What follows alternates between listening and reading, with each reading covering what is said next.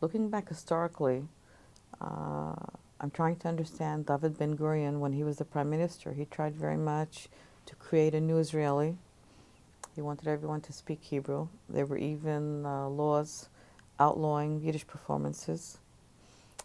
And that was one of the reasons the culture stopped. There was no permit to have a Yiddish newspaper. They were not permitted to have a daily paper. So Tzanin, Mordechai Tzanin, sort of uh, managed to not change the law, but went around it.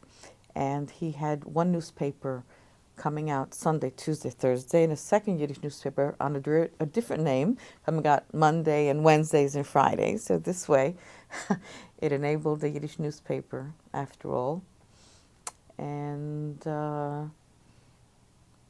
everyone keeps telling me I see a revival, a resurgence in Yiddish. I would like to think so. I'm not sure. The fact that I have 5 pages in my Vus van Vu perhaps is some kind of evidence, but it's not enough that the 50-year-olds and the 60-year-olds come in. I would like to see 20 and 30-year-olds. I would very much like to adapt some of the ideas you have at the Yiddish Book Center and bring it to Israel, to my cultural center, to bring in more music, to bring in more, well, here I suppose would be English and Yiddish, so I would have to have Hebrew and Yiddish, because I want to attract younger people, and they should not have the feeling that Yiddish is old hat or from those days. I still see it as a vibrant language.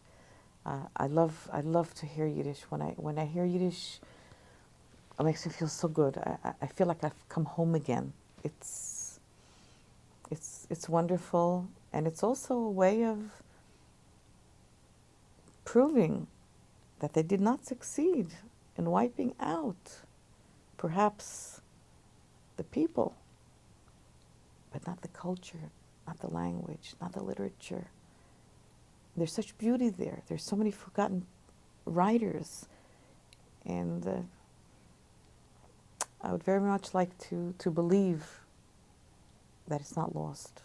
Well, we have about 3-4 active Yiddish institutions in Israel.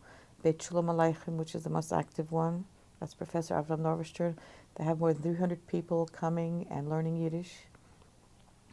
We have Ankalischer, the Arbitering, and we have Beit Levik, and Beit Shulamash and Bat Yam, which occasionally has activities. In any case, there's still a lot to be done.